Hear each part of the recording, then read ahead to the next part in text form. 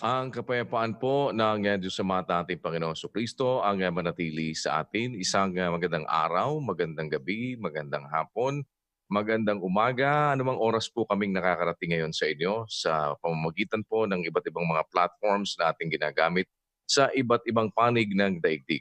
Kasama po natin ang atin pong mga kapatid sa Church of God International. Kayo po ay aming wine-welcome dito po sa Ang Dating Daan Worldwide Bible Study. Kasama po natin ang kapatid na Eli Soriano. Kapatid na Eli, magandang araw po sa inyo.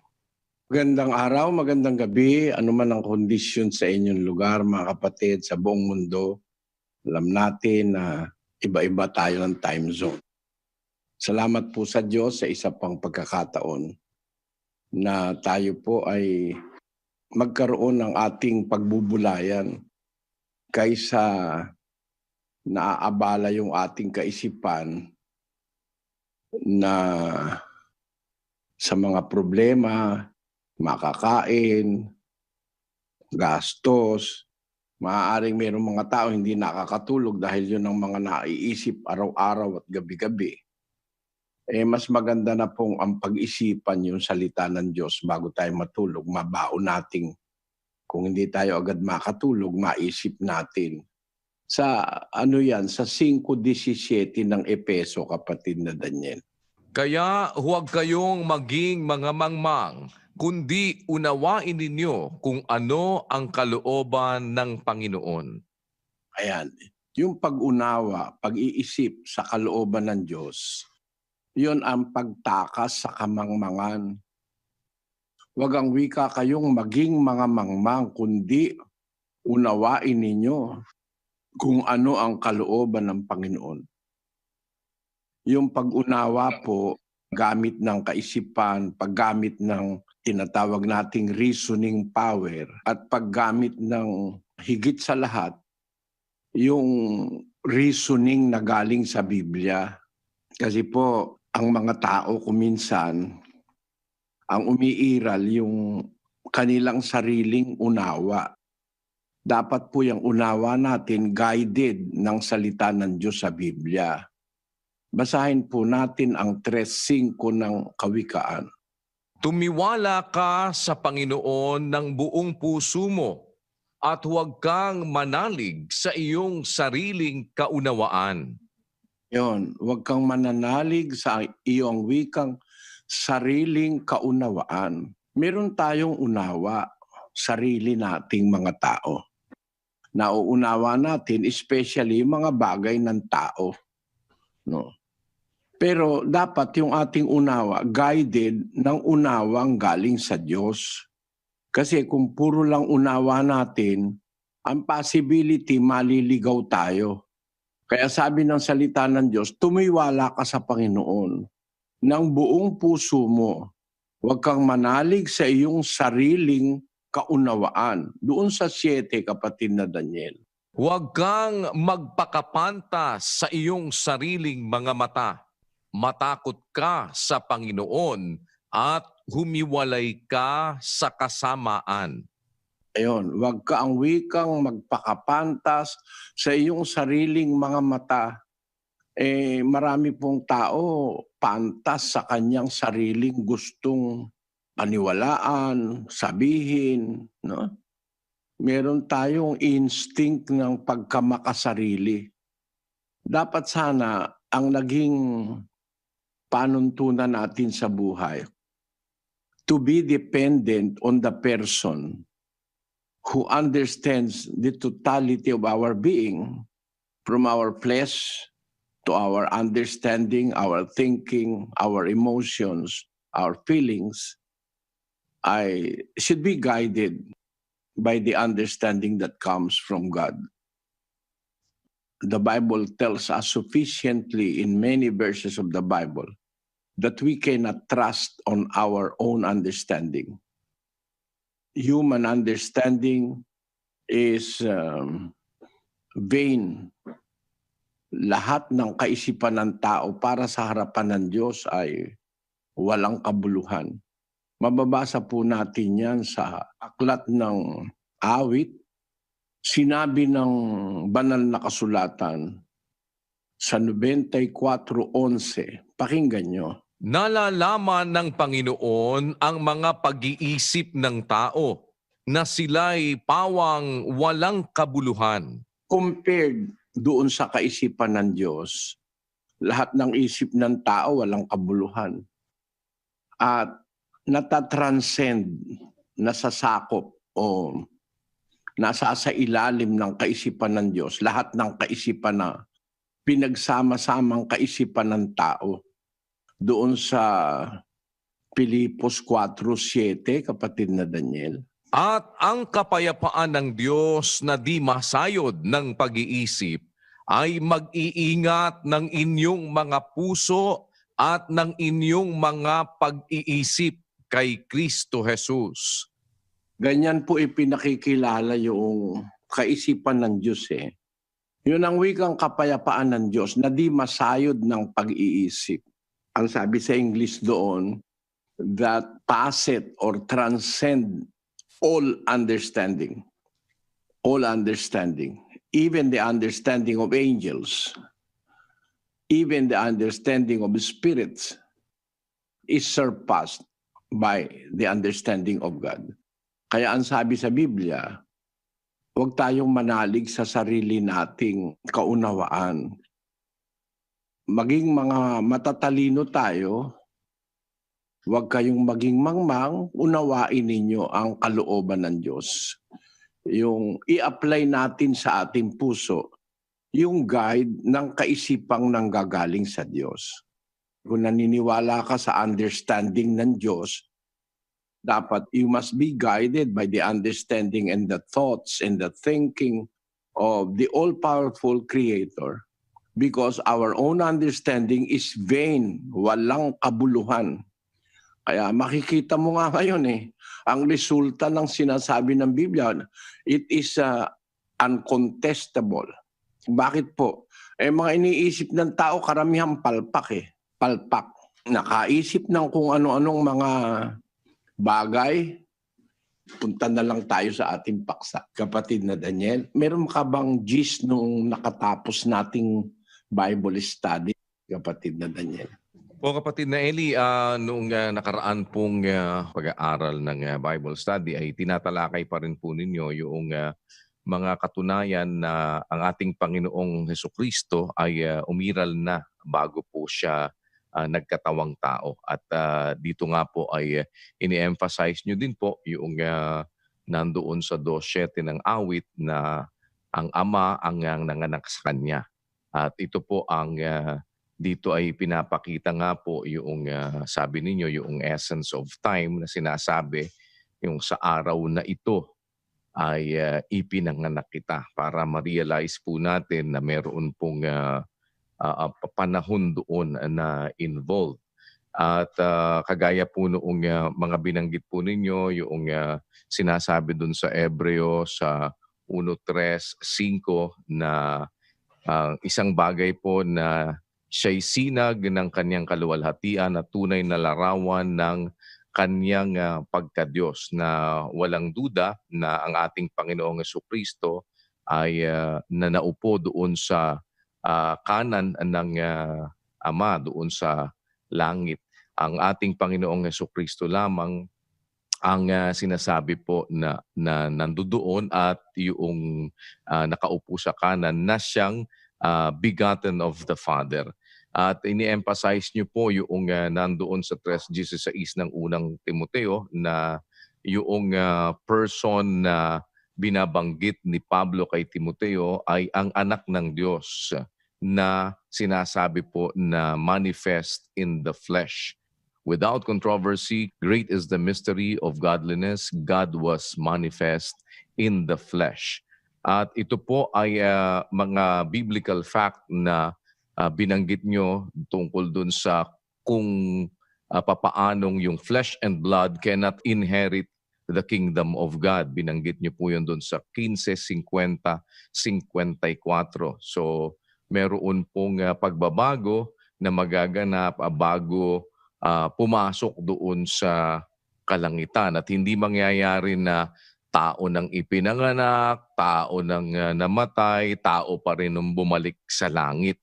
kagaya po ng mga publications na inilabas dahil isang biblical fact yung sinasabi niyo po, yung 15:50-54 ng unang Korinto. Sinasabi ko nga ito mga kapatid na ang laman at ang dugo ay hindi makapagmamana ng kaharian ng Diyos. Ito po ay binanggit din ninyo, pati na po yung mga punto doon sa 15:45 ng unang Korinto na ang unang taong si Adam ay naging kaluluwang buhay. Ang huling Adam ay naging espiritong nagbibigay buhay. Kaya po ang ating Panginoon ay the Lord is that spirit that takes away the veil. Kapatid, Opo. gusto kong i-emphasize doon sa punto na yon na ang huling Adam na siya ang Panginoong Kristo ay naging espiritong nagbibigay buhay. Pumanik daw sa langit si Kristo, tao. Tapos babalik ulit, tao pa rin. Sabi na nga, naging espiritu na nga nagbibigay buhay. Ito, mga kapatid, wag lang kayo sanang magagalit. Yung salita na bumalik sa langit, tao, babalik tao pa uli. Labag yan sa labag na labag sa Biblia yan .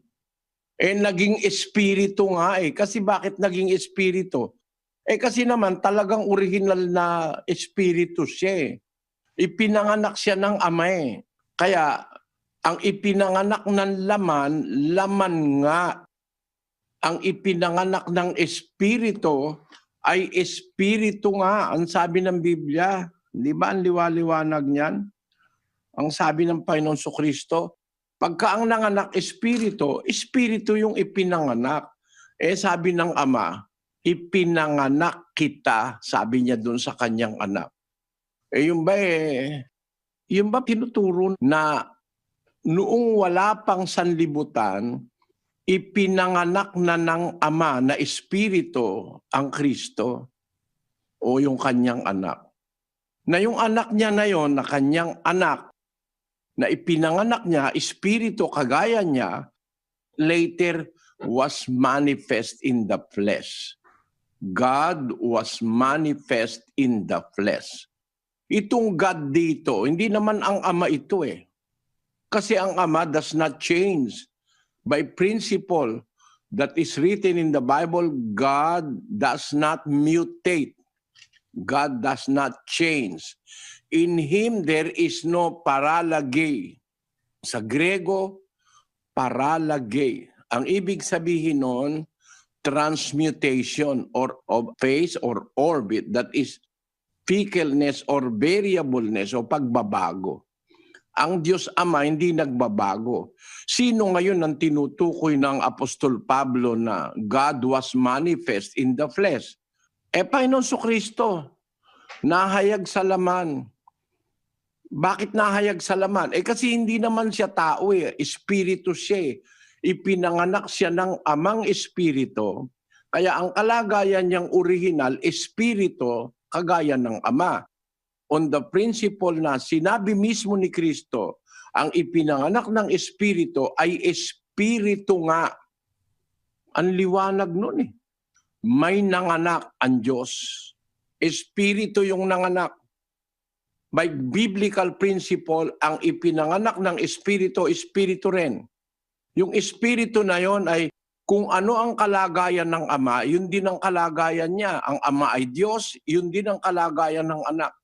The same essence kasi galing siya sa Diyos from the bosom of the Father. Ang sabi doon sa 1:18, no man hath seen God at any time.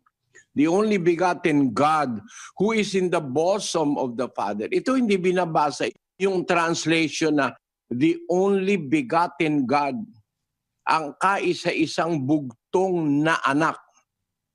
Bugtong na anak ang sabi sa Tagalog. Pero sa Greek at saka sa ibang salin ng English, only begotten God. Sa Greek po, sa mga matatandang manuscripts ang nakalagay dyan, monogenes theos o begotten God. Mono, ibig sabihin, kaisa-isa. No? Yung genes, pinanganak. kaisa-isang ipinanganak na Diyos, monogenes theos. Ito ba pinag-ukulan ng pansin ng mga scholar daw?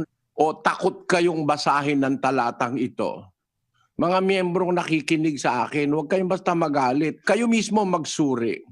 Humanap kayo ng mga antigong kasulatan, yung manuscripts, kagaya ng Codex Sinaiticus, Vaticanus, Codex Washingtonianus, yung mga codices na sinasabing, ang tawag ay mga manuscripts, sinulat ng kamay, matatandang Biblia, wala pang imprenta. Buhay pa yan hanggang ngayon sa mundo na nasa mga library. Ang nakalagay dyan, ang Panginoong Kristo ay begotten God, monogenes theos. Eh yan ba, pinag-ukulan ng pansin o you are totally blind or you are just totally neglecting it because you were blinded by the belief na si Kristo ay tao. He is God manifest in the flesh. Ang liwa-liwanag nun. He is God manifest in the flesh, justified in the spirit, seen of angels, preached unto the Gentiles, believed on in the world, received up into glory. I beg your understanding. Ang unawa ninyo, huwag kayong magalit sa akin. Nakikita ko lang may ipinagkakait sa inyong katotohanan ang inyong relihiyon. Para maiwasang si Kristo ay hindi Diyos, tao lang, itinago ng lahat ng katotohanan ito. No? Maliwanag na maliwanag, hindi pinapaliwanag ito sa inyo. Kahit na yung mga talata matatagpuan pa sa mga matatandang antigong mga kopya ng Biblia. Kaya yung sinasabi na yan, napakalaking kamalian yan. Tao rin daw ang kalagayan ni Kristo pagparito niya rito sa lupa. Sinabi na ng mga apostol, inireveal na Sabi niya, yung huling Adan, naging espiritong nagbibigay buhay. Bakit naging espiritu? Kasi dating espiritu yon, nahayag lang sa laman, nagkatawan tao. Nung matapos na misyon dito sa lupa, yung katawan tao niya, pinalitan uli ng katawang espiritu. Kasi may dalawang katawan sa Biblia. Katawang ukol sa lupa, katawang ukol sa langit. Napakaliwanag niyan May katawang ukol sa lupa, may katawang ukol sa langit, 15:40 sa mga nag-aaral ng Biblia. Si Kristo nagkaroon ng katawang ukol sa lupa, pagkatapos bumalik doon sa katawang ukol sa langit. Kaya ang sabi sa Biblia, ang huling Adan naging espiritong nagbibigay buhay. Hindi yan tao. Ngayon, yan ang ating pag-ukulan ng pansin, kapatid na Daniel. Bago ko iwan itong temang ito, gusto kong ma-emphasize sa inyo, mga talatang kailanman hindi kayang tutulan ang huling Adan, naging espiritong nagbibigay buhay. Sino ngayon yung babalik dito? Naging espiritu na pala yun. Nagkaroon na ng katawang ukol sa langit, no? Bumalik siya sa langit, nagkaroon siya ng katawang ukol sa langit, naging espiritong nagbibigay buhay. Tapos ngayon, tao pa rin ang babalik. Naging espiritong nagbibigay buhay. Ikakatwiran nyo dyan? Nasa Biblia yan. Hindi nagbabago kanyang kalagayan. Sino nagsabi sa'yo na nag-umpisa siya tao? Pinanganak na tao, lumaking tao, tapos nabuhay na tao. Namatay tao, nabuhay na magulit tao, mali yan sa Biblia. Kasi naging espiritong nagbibigay buhay. Yung salitang naging, ay maliwanag na siya ay nagkaroon ng laman Nagkaroon siya ng laman, mga kapatid. God was manifest in the flesh dito sa lupa. He was manifest in the flesh. But the person that was manifest in the flesh, according to the scriptures, is God. Ayaw nyo na rin gamitin itong mga talatang ito. God was manifest in the flesh. Ito, kapatid na Daniel. Pagka raw sinabi mo si Kristo'y Diyos, Antikristo ka. Pero ang totoo, binaluktot nila yung kahulugan nun. Basahin muna natin, kapatid na Daniel, ang 4 ng unang Juan, versikulo 2. Dito'y nakikilala ninyo ang Espiritu ng Diyos. Ang bawat espiritong nagpapahayag na si Hesukristo ay naparitong nasa laman ay sa Diyos. Ang sa Diyos pala, kung magpahayag o mangaral, si Hesukristo ang wika, naparitong nasa laman. Yun pala ang talagang aral na sa Diyos. Na si Kristo naparitong nasa laman. Hindi naparitong laman. Hindi naparitong tao. Paano naman paparitong tao? Meron bang tao sa outer space? Meron bang tao sa langit? Kaya siya, naparitong nasa laman. Ano ibig sabihin ng naparitong nasa laman? Kumuha siya ng sasakyang laman. Parang naparito, nasa kotse. Yung bang naparitong nasa kotse, kotse ba yun? Ang espiritong sa Diyos, yung nagpapahayag na si Jesucristo, naparitong nasa laman. Ibig sabihin, hindi siya laman, nasa laman siya. Ba't nasa laman? Kasi espiritu siya eh. No? Pinanganak ng amang espiritu. Kaya naparito siyang nasa laman, mga kapatid.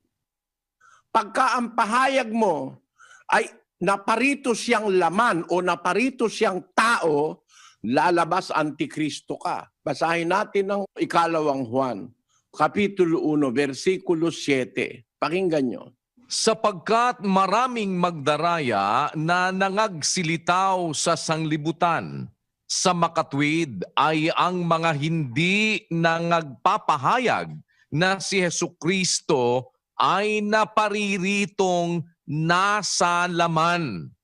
Ito ang magdaraya at ang Antikristo. Antikristo yan, yung mga hindi nagpapahayag na si Jesucristo'y napariritong nasa laman. Ito ang magdaraya at Antikristo. Dapat, para ikaw ay sa Diyos, hindi ka Antikristo, ipapahayag mo si Jesucristo na paritong nasa laman. Hindi na paritong laman o naparitong tao. Napariritong nasa laman. Basahin natin sa English, kapatid na Daniel. 1:7 of 2 John. For many deceivers are entered into the world, who confess not that Jesus Christ is come in the flesh. This is a deceiver and an antichrist. Those who will not confess that Christ is come in the flesh. Ang liwanag, gumagamit ng preposition in the flesh. No? Nasa laman. Nasa laman. Pag nasa laman, kumbaga nasa kotse o nasa eroplano, hindi siya eroplano. Nasa eroplano siya. Nasa laman, nasa laman siya, hindi siya laman. Nasa kotse, hindi siya kotse. Nasa kotse siya. Ano ang paliwanag nila? Pinalitan, naparitong may laman. Ang nasa Biblia, naparitong nasa laman. Hindi naparitong may laman. Ano ka ba? Naparito raw na may laman. Naparitong nasa laman. Kaya nga pinakita niya yung laman niya sa mga apostol eh. Hipuin ninyo ako, tignan niyo ako. Sapagkat ang isang espiritu walang laman at buto, gaya ng inyong nakikita na nasa akin. Kasi nung panahon na yon, hindi pa pinapalitan ng kalagayan niya. Nung mabuhay siyang mag-uli, ipinakita niya muna sa mga apostol na siya talaga ang nabuhay mag-uli. Yung nakilala nilang nasa laman, may katawang tao. Kaya para maniwala silang nabuhay siyang mag-uli, pinakikita niya mga butas ng pako sa kanyang paa at kamay. Hindi siya espiritu noon. May pinakikita siyang laman na may laman at buto. Pero noong siya'y papanhik na sa langit, napalitan yon gaya ng pinag-aralan natin. napalitan yung kanyang katawang laman na yon ng katawang ukol sa langit o isang katawang espiritu. Ito ang simpleng-simpleng aral ng Diyos na hindi maintindihan. Kaya nga para madaya, mahilot. Ano ikaibig sabihin ng naparitong nasa laman? Ang ibig kang sabihin nun, naparitong may laman. Iba yung naparitong nasa laman o nasa kotse kesa naparitong may kotse. Lalabas, dala-dala niya yung kotse. Meron siyang kotse. Pero hindi. Doon sa isang sentido, naparitong nasa kotse, yung kotse ang nagdala sa kanya sa lugar na pinuntahan niya.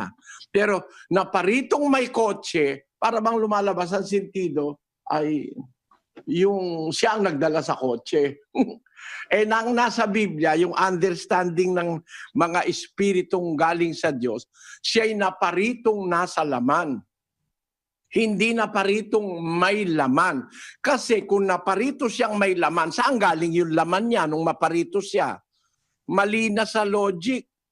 Pag sinabing naparitong nasa laman, may pinanggalingan, hindi dito sa mundo nag-umpisa. Kaya nga naparito eh.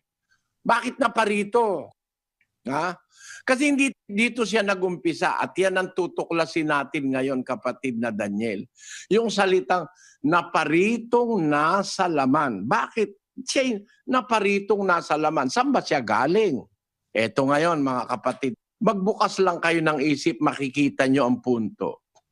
Bakit sinasabi na ang anak ng Diyos naparitong nasa laman? Hindi naparitong may laman ha, naparitong nasa laman. Basahin natin kapatid na Daniel. Ang 6:38 ni Juan. Sapagkat bumaba akong mula sa langit, hindi upang gawin ko ang aking sariling kalooban, kundi ang kalooban ng nagsugo sa akin. Kaya pala naman naparito eh. Isinugo siya rito sa lupa, kaya naparito siya. Hindi naman siya nangahas lang na pumunta rito sa lupa na sa kanyang sarili. Sabi niya, bumaba akong mula sa langit. Ba't siya bumaba? Ba't siya naparito? Kasi sinugo siya. Kaya, bumaba akong mula sa langit, hindi upang gawin ko ang aking sariling kalooban, kundi ang kalooban niya ang nagsugo. Ano ba kahulugan ng nagsugo? Galing siya sa langit, isinugo siya ng kanyang tatay, nung kanyang ama, na nanganak sa kanya. Bumaba akong mula sa langit. Hindi siya nag-umpisa rito sa lupa. Gaya ng sabi niyo na siya'y nag-umpisa lang umiral ng ipaglihi ni Maria sa salita ng anghel. Wala namang ganyan na siya'y nag-umpisa lang nung ipaglihi. Wala sa Biblia yan eh. Na nag-umpisa lang. Ang ipinaglilihi ni Maria yung katawan tao. Doon siya mananahan samantalang nangangaral siya sa mundo. Pero ang bumaba, hindi katawang tao na may laman, na naparitong may laman. Wala noon. Kasi nung naparito siya sa lupa, wala siyang daladalang laman. Wala siyang daladala kasi galing siya sa langit. Bumaba siya mula sa langit para partikular. Saan siya sa langit galing? Saan siya sa langit galing? Kasi nasa langit na malawak ang langit. Saan siya sa langit nang galing? 13 ng Juan. Pakinggan nyo mga kapatid, 3. Si Jesus, sa pagkatalastas na ibinigay na ng Ama ang lahat ng mga bagay sa kaniyang mga kamay, at siya'y nanggaling sa Diyos, at sa Diyos din paroroon. Nanggaling pala siya sa Diyos. Hindi siya galing sa tiyan ni Maria. Yung bumaba sa lupa na parito, nanggaling sa Diyos. Saan sa Diyos nanggaling si Kristo? Sa bibig ba ng Diyos siya nanggaling? Gaya nung sinasabi nila, balak pa lang daw na salita. Saan siya nanggaling sa Diyos? Para partikular. 1:18 ng Juan. Pakinggan nyo. Walang taong nakakita kailanman sa Diyos, ang bugtong na Diyos na nasa sinapupunan ng Ama. Siya ang nagpakilala sa Kanya. Originalmente, yung anak, bugtong na Diyos, nasa sinapupunan ng Ama yon. The only begotten God, ang sabi sa isang salin ng English, at ang sabi sa salin ng Grego, monogenes theos. He was begotten of the Father. We must understand that the Father is a spirit, 4:24 of the book of John. And he who is begotten of the Spirit is a spirit, 3:6 of John. By biblical analysis, Christ came from the bosom of the Father and he was begotten of the Father. And that the Father expressly said, "Thou art my Son. This day have I begotten thee." Directly speaking, he came from the essence of the Father, from the bosom of the Father, from the being of the Father. He was begotten by the Father. It is supported by so many verses in the Bible.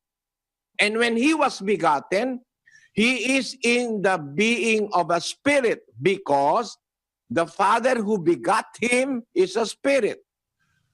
He who is begotten of the Spirit is a spirit. So he is a spirit. Now, from being a spirit, being in the form of God, from the very essence of the Father, because he came from the bosom of the Father, yun mismong being na yon, that very being, was sent by the Father on earth. That's why he is very, very much speaking of the truth when he said in the book of John 6:38, he said, "I came down from heaven, not to do mine own will, but the will of him that sent me." He came down from heaven. Hindi nyo ba ito binibigyan ng konsiderasyon, yung salita ni Kristo na totoo? Na siya'y bumabang mula sa langit. Saan siya sa langit nang galing? He came from the bosom of the Father. So he is a spirit. That spirit came down from heaven. And when he reached the earth, entering the world or the earth, ano nangyari? What happened?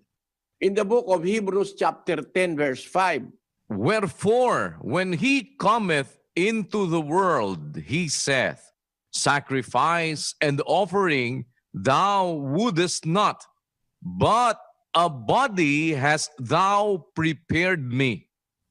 there is a body on earth prepared by God, and that is the body that was conceived and born of Mary. The essence of the logic and the figures and the exactness of the word are well knitted together in the Bible. When he cometh into the world, because he did not originate in this world, on this earth, no. He came down from heaven. I came down from heaven not to do mine own will, but the will of him that sent me. Wherefore, when he cometh into the world, from the heavens, where he originated, when he cometh into the world, he said, sacrifice and offerings thou wouldest not, but a body hast thou prepared for me. Bumaba akong mula sa langit, hindi upang gawin ang kalooban ko, kundi ang kalooban ang nagsugo sa akin. Klaro na ang bumaba ay espiritu. Pagdating sa lupa, sabi ni Pablo, nang siya'y pumasok, pagpasok niya sa sanglibutan, sinasabi, yung salitang pagpasok sa sanlibutan, hindi siya galing sa sanlibutan. Pagpasok niya sa sanlibutan, sinasabi, hait at handog ay hindi mo ibig.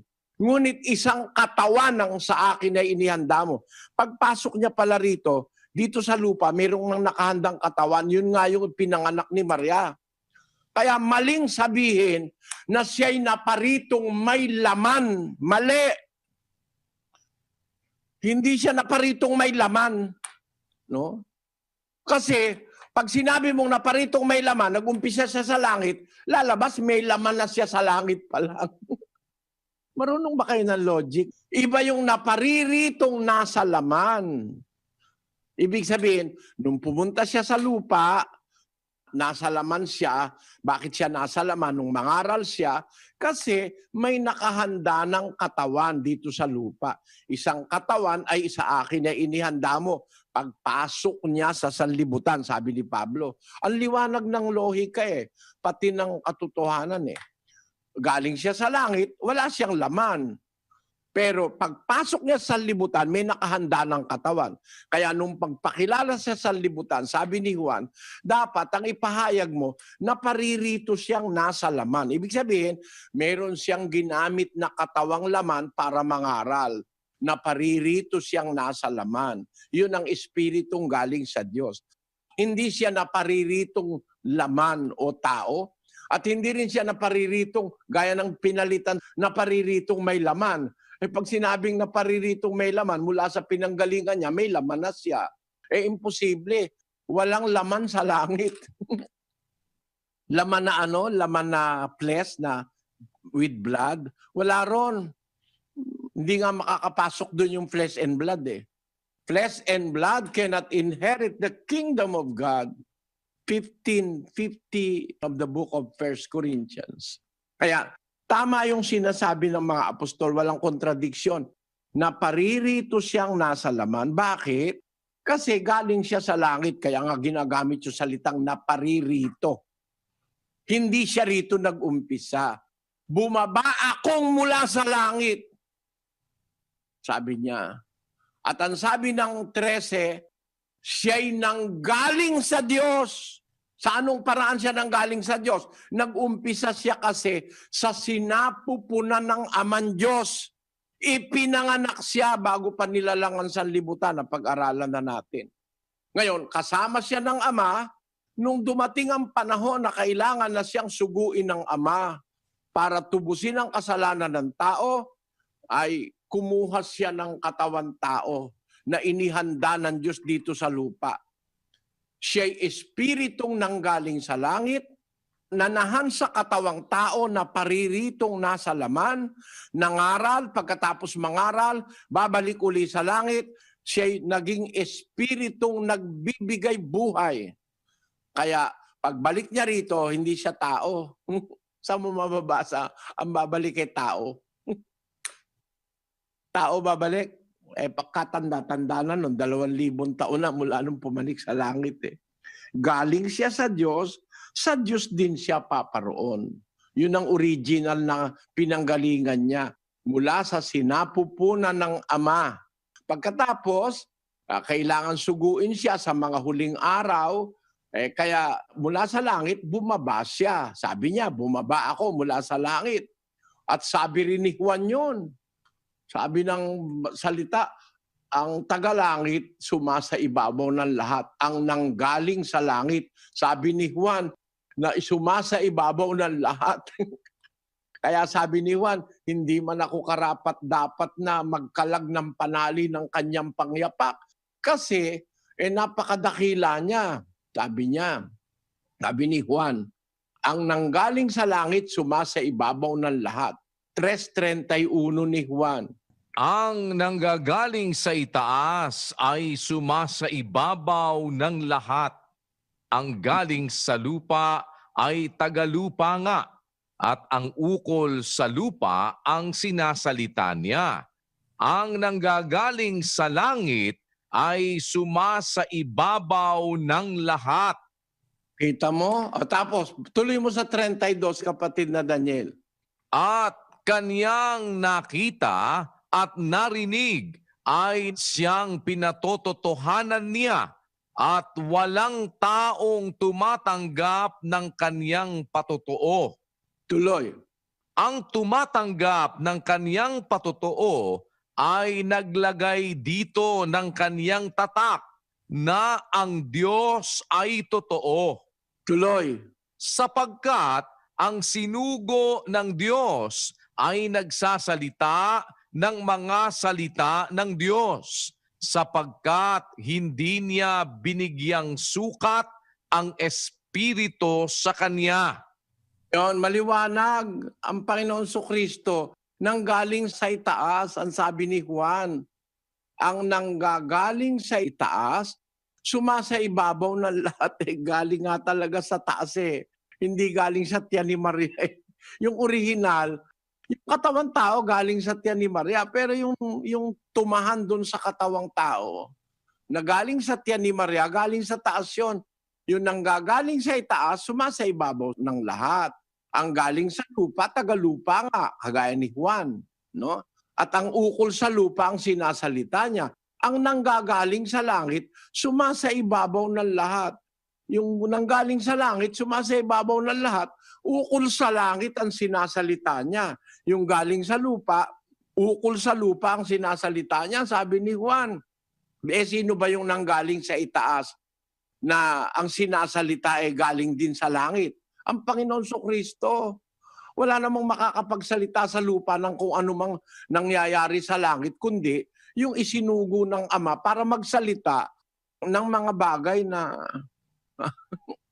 maliwanag na maliwanag. Narinig ko sa Ama yung mga sinasabi ko. Narinig ko sa Ama. Di galing talaga siya doon. Maliwanag yun mga kababayan.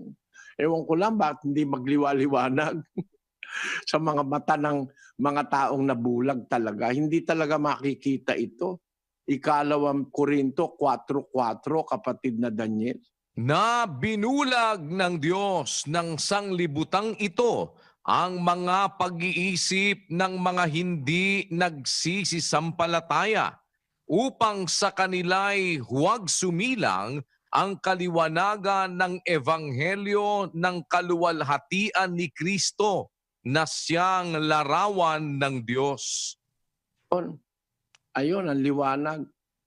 Pagkabulag ka, binulag ka ng demonyo, ng Diyos ng sanlibutan, binulag ka niya. Hindi talaga liliwanag sa isip mo ang ebanghelyo ng kaluwalhatian ni Kristo na siyang larawan ng Diyos, who is the image of God. Siyang larawan ng Diyos, the image of God. Kaya maliwanag na siya ang image of God Kaya lang di maiintindihan ito ng mga bulag na binulag ni Satanas. The glorious gospel of Christ, who is the image of God. Who is the image of God? Christ. And when God was talking in 1:26 of the book of Genesis, He said, "Let us make man after our image and likeness."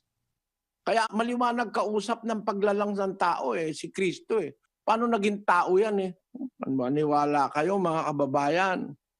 Sana itong aking gustong mapagtiyagaan ito na sa tulong ng Panginoon Diyos, makapasok sa inyong kaisipan. Pag-isipan nyo rin, talagang ang dahilan lang bakit sila galit sa akin. Itong issue tungkol kay Kristo, tutol ako na si Kristo'y tao. Dahil siya'y hindi talagang tao. Siya'y napariritong nasa laman. Nagkatawang tao lang siya. He was manifest in the flesh. Galing siya sa langit. Galing siya sa langit, mga kapatid. Isinugo siya ng Diyos Ama na mula sa umpisa pa ay kasama na siya ng Ama kasi ipinanganak siya, wala pang anumang bagay. Pagkatapos na ipanganak siya, ay dumating ang panahon sa mga huling araw, kailangan niyang isugo. Ang kahulugan ng isugo utusan sabi ni Kristo, nung utusan siya, bumaba ako mula sa langit, hindi upang gawin ang kalooban ko, kundi ang kalooban niyaong nagsugo sa akin. Sabi naman ni Juan, yung nanggagaling sa langit, sumasa ibabaw ng lahat. Sino yung nanggagaling sa langit na nagsasalita ng bagay na ukol sa langit? Ang anak, galing sa langit. Sabi niya, yung nanggagaling sa langit, sumasa ibabaw ng lahat. Ang sabi, ang sinugo ng Diyos, nagsasalita ng salita ng Diyos doon sa 3:34. Si Kristo nga yun, yung sinugo ng Diyos na nanggagaling sa langit. Hindi galing sa tiyan ni Maria yun. ang galing sa tiyan ni Maria yung katawang tao. Yan bang liwanag na yan? Sa bagay, talagang ganun, ano? By saying the truth, the Lord Jesus Christ made more enemies than friends. Yun ang nangyari sa akin eh. Dahil sa pagsasabi ko ng totoong ito na nasa Biblia, na ang Kristo monogenes theos, na ito nasa original na mga manuscripts na hanggang ngayon umiiral pa, buhay pa, 1,700 years old ang Codex Sinaiticus, nakalagay, monogenes theos, bugtong na Diyos, kaisa-isang anak na bugtong na Diyos, hindi bugtong na anak kundi bugtong na Diyos. Tapos yung 3:16, walang question doon. Nasa manuscript yun. God was manifest in the flesh. God was manifest in the flesh. Ang Diyos nahayag sa laman. Si Kristo yon. Diyos na nahayag sa laman. God was manifest in the flesh. At yun din ang sinabi ni Juan. In the beginning was the Word, and the Word was with God. With God. Hindi balak. The Word was with God, and the Word was God. The same was in the beginning with God. All things were made through Him, and without Him was not anything made that was made. And the Word was manifest in the flesh. God manifest in the flesh. Yan ang sinasabi sa Biblia. Kaya mga kapatid, mga kababayan, sana mahikayat kayo ng aral ng Biblia na huwag kayo maniniwala si Kristo tao, pinanganak tao, nag-umpisa sa tiyan ni Maria. Hindi, nag-umpisa siya sa langit, sa tiyan ng Ama, in the bosom of the Father, sa sinapupunan ng Ama, doon siya nanggaling. Ipinanganak siya ng Ama bago nilalang ang lahat ng bagay. Pagkatapos, Espiritu siya. Tapos kasama siya ng Ama sa lahat ng panahon. Pero nung dumating na ang katapusan ng panahon, 2,000 years ago, yung kasing katapusan ng panahon, nag-umpisa yon sa pagkapanganak ni Kristo eh. No? Basahin natin sa Galacia, kapatid na Daniel, Kapitulo 4, ang sabi sa Galacia 4:4. Datapwat nang dumating ang kapanahunan, ay sinugo ng Diyos ang kanyang anak na ipinanganak ng isang babae na ipinanganak sa ilalim ng kautusan. Tuloy. Upang matubos niya ang nangasa ilalim ng kautusan, upang matanggap natin ang pagkukupkop sa mga anak. Ayan, nung dumating yung katapusan ng panahon, sinugo ng Diyos ang kanyang anak. Tapos, na ipinanganak ng isang babae, na ipinanganak sa ilalim ng kautusan. Alin ba yung ipinanganak ni Maria ng babae na ipinanganak sa ilalim ng kautusan? Alin ba yun? Yun ba mismo yung nanggaling sa langit? Basahin natin ng 9:4 ng Roma hanggang 5, kapatid na Daniel. Napawang mga Israelita na sa kanila ang pagkukupkop at ang kaluwalhatian at ang mga tipan at ang pagbibigay ng kautusan at ang paglilingkod sa Diyos at ang mga kapangakuan. Nasa kanila ang mga magulang at sa kanila, sa Israelita, mula ang Kristo ayon sa laman. Ayon. Yun pala yung kahulugan nung sinasabi rin ni Pablo sa Galacia, na nang dumating na ang katapusan ng panahon, sinugo ng Diyos ang kanyang anak na ipinanganak ng isang babae na ipinanganak sa ilalim ng kautusan. Kasi ang nasa ilalim ng kautusan, yung mga Israelite. Kaya sabi niya, pawang Israelita, sa kanila ang angkop, sa kanila ang mga tipan, sa kanila, etc., etc. Na sa kanila ang mga magulang, ang patriarka, sa kanila mula ang Kristo ayon sa laman. Bakit ba nilagyan ni Pablo, sa kanila mula ang Kristo ayon sa laman? Kasi hindi nga siya laman eh. Ang kanyang pagmamanifest sa katawan tao, doon nag-umpisa sa Israelita. Sa kanila mula ang Kristo ayon sa laman. Kung yan ay talagang laman, ba't lalagyan pa nung sa kanila mula ang Kristo ayon sa laman? Di alisin mo na, talaga naman laman eh. Kung talagang laman yun, di na kailangan sa kanila mula ang Kristo. Tama na lang yun. Pero ba't nilagyan ni Pablo, sa kanila mula ang Kristo ayon sa laman? Kasi alam ni Pablo, meron siyang pinanggalingan na hindi laman. Galing siya sa sinapupunan ng Ama. Pero nung mangaral siya sa lupa, nagkatawan tao siya sa lahing Israelita. Kaya sa kanila mula ang Kristo ayon sa laman. Bakit? Kasi may pinanggalingan ang Kristo na hindi ayon sa laman. Yung kanyang espiritu na tumahan dun sa katawang laman, yon ay ipinanganak ng Diyos. Kaya pag pinagsama mo yon, yung espiritong ipinanganak ng Diyos at pinagsama mo yung laman na ipinanganak ni Maria, pag pinagsama mo yon, ang tawag doon anak ng Diyos. Ba't anak ng Diyos? Nakakahigit yung kapangyarihan na galing talaga sa Diyos yun eh. Kaya nga anak ng Diyos ang tawag eh. Nung ipinanganak ng isang babae, at hindi tao yun eh. Alam mo, kung titignan mong, if you are going to look carefully in the scriptures, hindi naman talagang tao yung buong essence nun. Kasi nga, meron doon sa katawan tao, meron doon na hindi tao, na espiritong galing sa Diyos.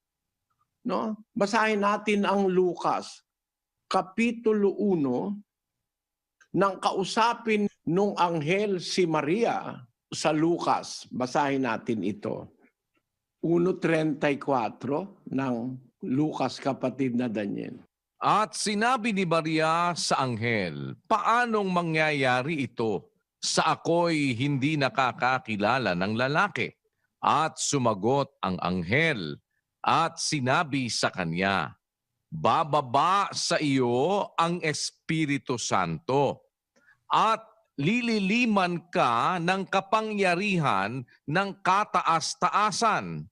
Kaya naman, ang banal na bagay na ipanganganak ay tatawaging anak ng Diyos. Hindi naman diretso sinabing taon-tao eh. Ang banal na bagay na ipanganganak, ay tatawaging anak ng Diyos. Hindi basta taon-tao kagaya. Kasi hindi naman nakakakilala ng lalaki si Maria eh. Sabi niya sa anghel wala naman akong kilalang lalaki, hindi naman ako napasiping kahit kanino sa lalaki. Kaya sabi ni anghel, bababa sa'yo ang kapangyarihan ng kataas-taasan, lililiman ka ng Espiritu Santo. Kaya naman, ang banal na bagay na ipanganganak ay tatawaging anak ng Diyos. Ba't tatawaging anak ng Diyos? Kasi doon sa ipanganganak ni Maria, doon papasok yung Espiritu na ipinanganak naman ng Ama bago pa nilalangan sa libutan. Napakaliwanag ng pangyayari. May dalawang pagkapanganak. Pinanganak siya sa Espiritu ng Ama. Espiritu siya. Ipinanganak sa laman yung kanyang katawang laman, ipinanganak ni Maria. Kaya nagkaroon siya ng katawang tao. Pero ang napag-ukulan ng pansin, yun lang katawang tao. Basta hindi na nila pag-uukulan ng pansin, yung galing sa langit, galing sa Diyos, galing sa sinapupunan ng Diyos, na ang tawag sa Biblia, monogenes theos. Bakit monogenes theos? Authentic na kasulatan yan. Ba't hindi nyo yan tinatouch? Na siya'y bugtong na Diyos. Ba't hindi nyo tinatouch yan? At meron pang isang dokumento na natuklasan, yung Bodmer Papyri, na nagsasabi Noon mismong nakasulat sa Juan, nakalagay doon sa Bodmer Papyri. The Bodmer Papyri are a group of 22 papyri discovered in Egypt in 1952. They are named after Martin Bodmer, who purchased them. The papyri contain segments of the Old and New Testaments, early Christian literature, Homer, and Menander. The oldest P66 dates back to 200 AD. Ang lapit-lapit nito kay Juan. Most of the papyri are kept in the Bibliotheca Bodmeriana in Colony, Switzerland, outside Geneva. At doon sa nakalagay sa Bodmer Papyri, nakalagay din po yung salitang monogenes theos, or the only begotten God. Yan. Kaya pinapatunayan ng maraming ebidensya na si Kristo ay hindi gaya ng sinasabi nila na tao. Na para mapilipit lang, na paritong may laman, nasa Biblia na parito, nasa laman. Nang mangaral siya sa lupa, nasa laman siya. Ibig sabihin, pumasok siya dun sa katawang tao na ipinaglihi ni Maria, yung espiritong nanggaling sa sinapupunan ng Ama, na ipinanganak niya bago pa lalangin ang sanlibutan, yun ang nanahan doon sa katawang tao. Pinaliwanag ito ni Apostol Pablo sa 2:9 ng Kolosas, kapatid na Daniel. Sapagkat sa kanya'y nananahan ang buong kapuspusan ng pagkadiyos sa kahayagan ayon sa laman. Ayan, maliwanag, no? Nananahan sa kanya ang buong kapuspusan ng pagkadiyos doon sa kahayagan sa laman. Ibig sabihin nun, yung manifestation in the flesh. Basahin natin ang English version ng talata, kapatid na Daniel, sa Revised Standard Version. For in him the whole fullness of deity dwells bodily. In him, the whole fullness of deity, ang kabuuan ng pagkadiyos, nananahan dun sa katawan. Nandun sa loob, sa mga iba pang mga wikang pinagsalinan, sa Kastila, ang ganda ng pagkasalin, saka sa Portuges Porque en él habita toda plenitud de la divinidad corporalmente. Doon sa korpo o sa kwerpo, nandoon yung fullness of divinity o pagka-Diyos. Sa Grego po ang nakalagay ay theotes. Theotes, divinity or Godhead, pagiging Diyos o the being of God, nandoon tumahan sa laman. Yan mga punto na bago ko iwan ang paksang ito tungkol sa ang Panginoon Kristo ay hindi talaga tao. Pag-isipan nyo lagi, mga kapatid, pagbalik-balikan ninyo. Mayroong pong dalawang being. Isang spirit being, yun po yung ipinanganak ng Ama. Kasi espiritu ang Ama, espiritu rin ang kanyang ipinanganak. Yung pinanganak niya bago pa nilalangan sa libutan. Tapos, nung dumating ang mga huling araw, isinugo niya na ang kanyang anak ay ipinanganak ng isang babae sa ilalim ng kautusan. Saan yun? Sa Israel nang galing yung kanyang being na sa laman. Sa kanila mula ang Kristo ayon sa laman. Bakit? Meron kasi siyang pinagmula na hindi ayon sa laman. Pero kung ayon sa laman, sa Israel nag-umpisa yun. Kaya Hudyo ang Panginoon Kristo No? Yan, pag-isip-isipan niyo yan, makikita niyo ang katotohanan. Alam ko na ang salita ng Diyos is enlightening. Kaya lang, para ma-enlighten kayo, mag-meditate, mag-isip kayo tungkol dito, mga kababayan. Sapagkat alam nyo, meron talagang nambubulag na demonyo. Binubulag ang pag-iisip ng hindi sumasampalataya para wag sumilang sa kanila ang kaluwalhatian ng Ebanghelyo ni Kristo na siyang larawan ng Diyos. Si Kristo ang larawan ng Diyos. Siya ang kausap ng lalalang ng tao. Lalangin natin ang tao ayon sa ating larawan, ayon sa ating wangis.